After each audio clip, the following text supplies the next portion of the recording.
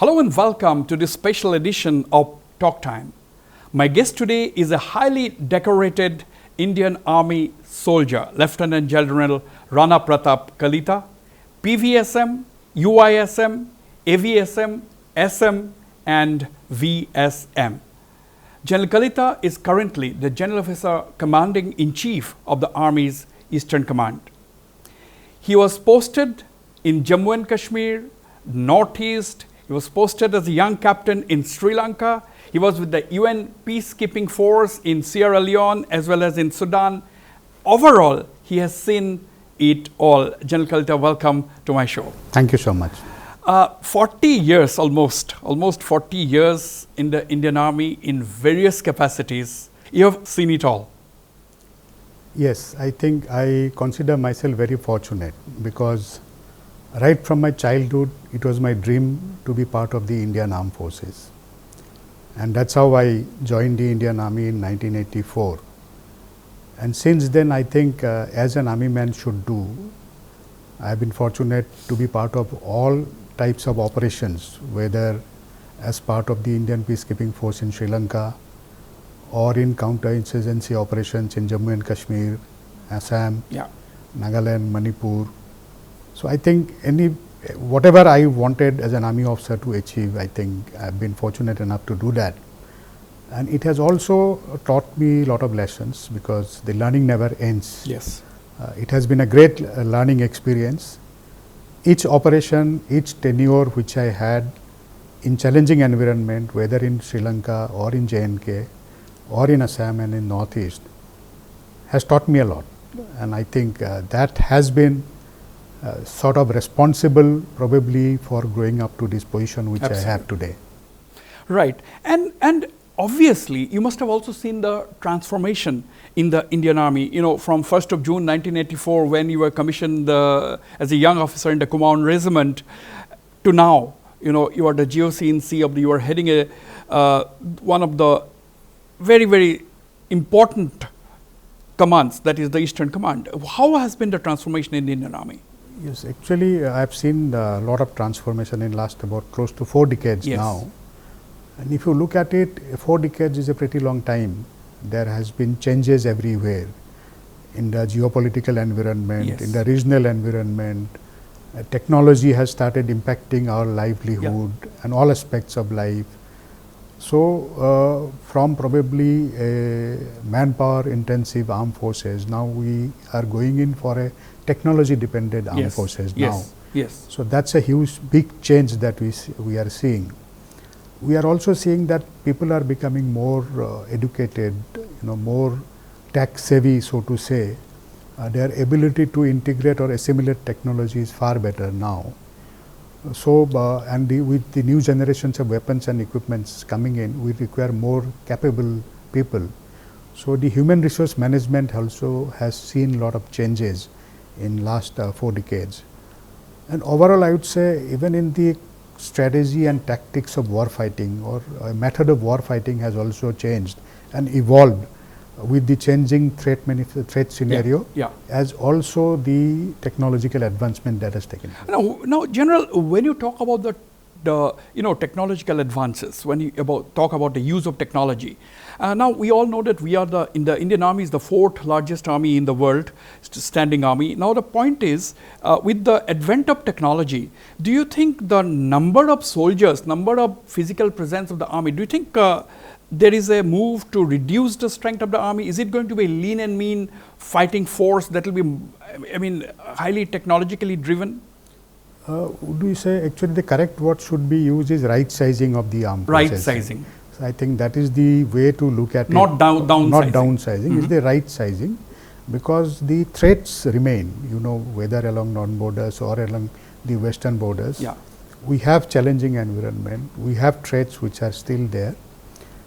So technology definitely is going to be a big player and it is going to ensure capability enhancement in a big way. However, given the geography of our borders, I think the boots on ground will continue to remain a major force. But however, having said that, technology is going to definitely impact and be a driving force towards the right sizing of the army, which I talked about. Absolutely. Now coming to the eastern frontier, you see, yes, India shares border with Pakistan in the west and other places. Now the point is, eastern frontier is a very interesting terrain that we have. We have the Himalayan heights. We have borders with 5 countries, including China. We all know the China's posturings towards India. Now the point is, how challenging is it to actually, how challenging is the job of protecting the eastern frontiers?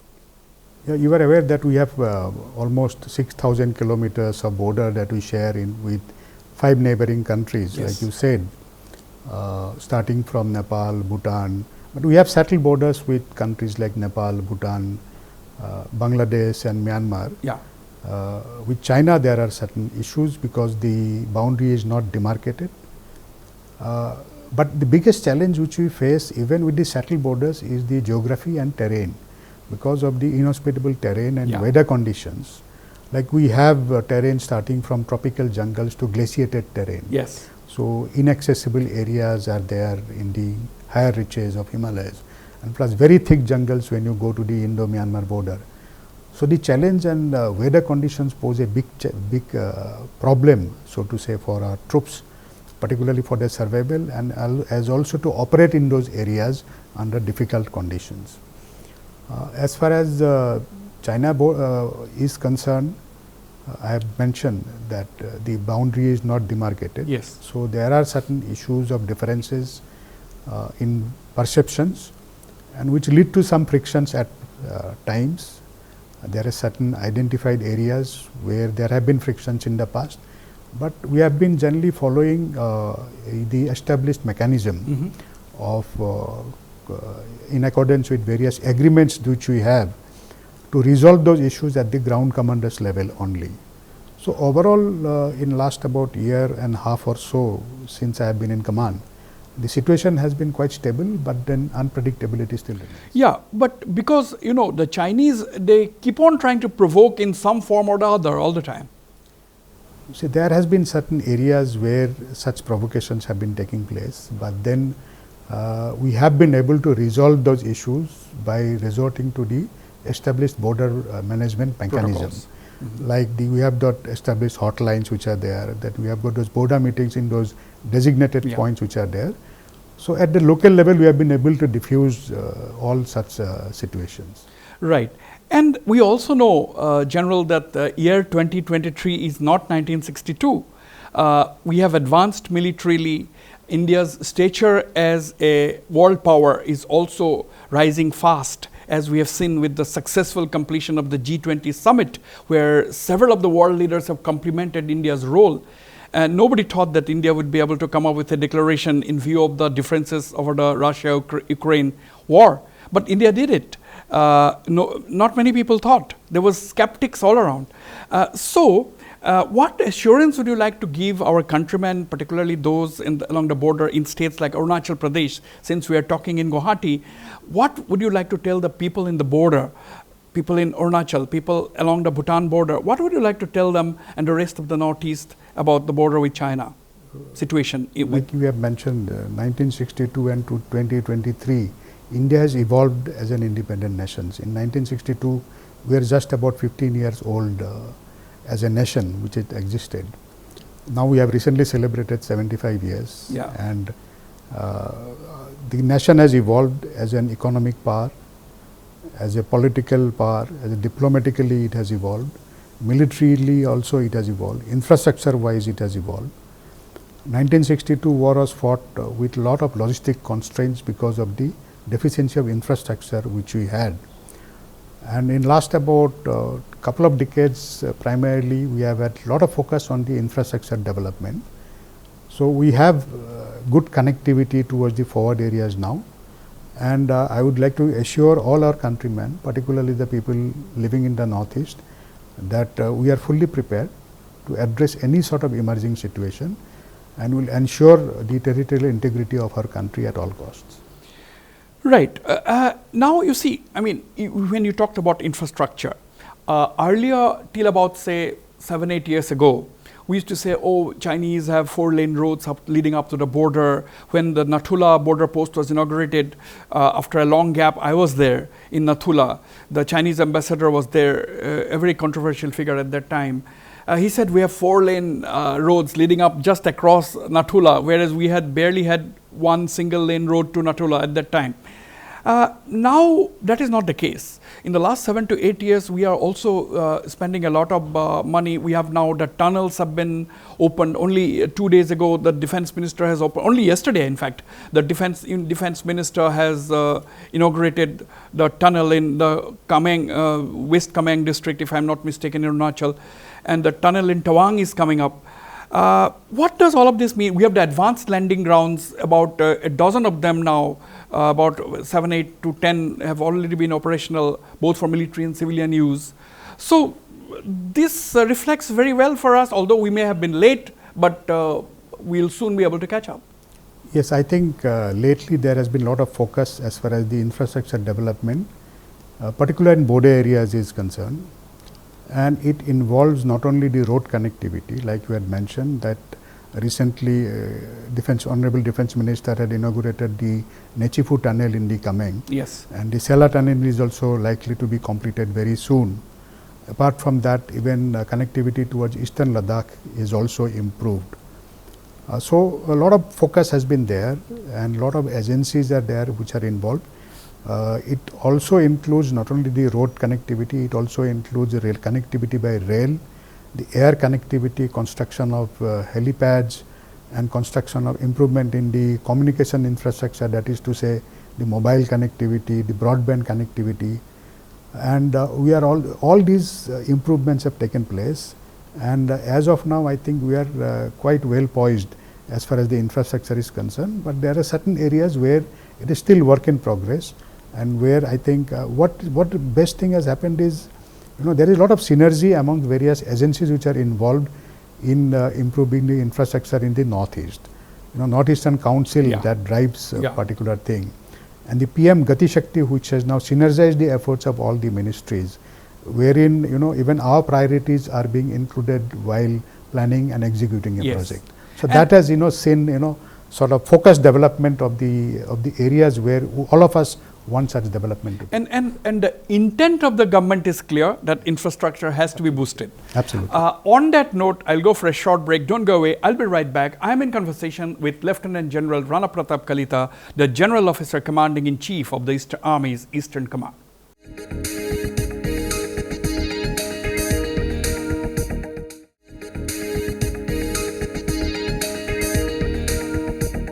Welcome back. I am in conversation with Lieutenant General 𝗓𝗓𝗘𝗓 Kalita, the GOC-in-C of the Eastern Command. General Kalita, we were talking about infrastructure boost before going for the break.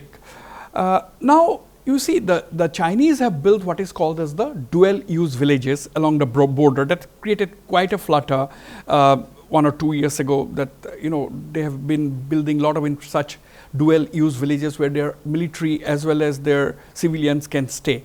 On our side, we have also heard now that we are also going ahead with building what is called the Vibrant Village program. My question to you, do you not think that it is important for us in India to provide all facilities, whatever is possible, basic amenities to the border people, so that they remain where they are and not move inwards to the towns and cities? Because at the end of the day, physical presence is very important along the border.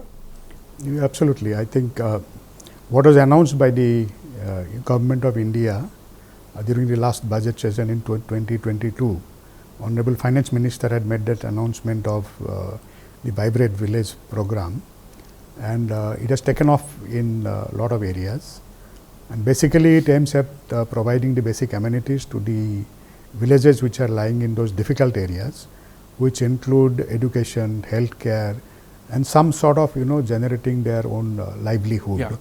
And these areas, you are aware, particularly in Sikkim and Arunachal, has got huge potential for tourism as also for adventure activities, including expeditions and all.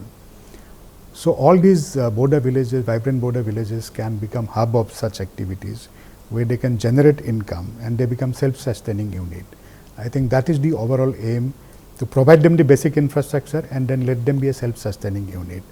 And towards this, I think we are also helping out the state government as also the Ministry of Home Affairs, and to achieve synergy in efforts so that the identified villages are constructed as per the design plan. But you agree that efforts should be made to ensure that border people get the basic amenities so that they don't move out? Absolutely. The moment the basic amenities are provided, there will be no requirement for them to move out. Primarily, the migration takes place in search of livelihood. So, you provide them the livelihood there by growing of organic vegetables, by running tourism circuits, by bread and breakfast, and all these things can be provided. Once that is sorted out, I think the people will continue to stay there. Now, there are reports on and off which we see that there are a lot of posts vacant in the Indian Army. How is the recruitment scenario in the Northeast? What is the general interest of the youths of the Northeast to join the Army? What are some of the special steps that the Army has taken to induct more and more people, youths from the Northeast into the Indian Army? Yes, I have been going around the various places in Northeast, and I see a lot of interest being shown by the youth of Northeast to join the armed forces. So, to meet their aspirations, so we have been conducting various awareness capsules firstly, targeting various schools and colleges where our representative go, and they run those awareness campaign to make them aware of various opportunities that are available in the armed forces in the ranks of officers as well as soldiers. And thereafter, we are also conducting some sort of coaching for their physical activities as also for the written test, so that they are better prepared when they go for the recruitment process. So, this we have started for officers very recently, and we in fact conducted one program for selected students of class 12 and the people who are doing graduation for entry into NDA and CDS, and it was a prolonged program of almost 3 months, and we are going to see the results in about next 2 months time. Where are you providing these coachings? Within army establishments or outside? This coaching we have got in touch with some of the trainers, and alongside that we are providing them initially online and then thereafter offline within the army camps. Okay, in different parts of the Northeast, or you are talking only about Assam? This program we had started, as far as the officers are concerned, we have started in Assam, but it's going to now spread to the other parts of the Northeast as well. However, for recruitment as Jawans, we have been carrying out coaching in all the states of the Northeast. But after these coachings, they have to go through the necessary exams in any case? They have to go through the necessary exam. Our aim is to empower them so that they can get through these exams which are mandatory. See, you are an alumni of the 𝗟𝗡𝗙 Sainik School. You went to the National Defence Academy.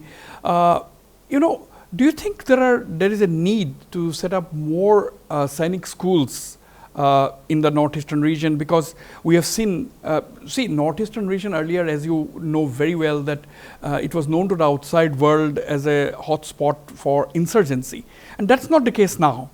The government has taken efforts, the sustained pressure from the armed forces, etc.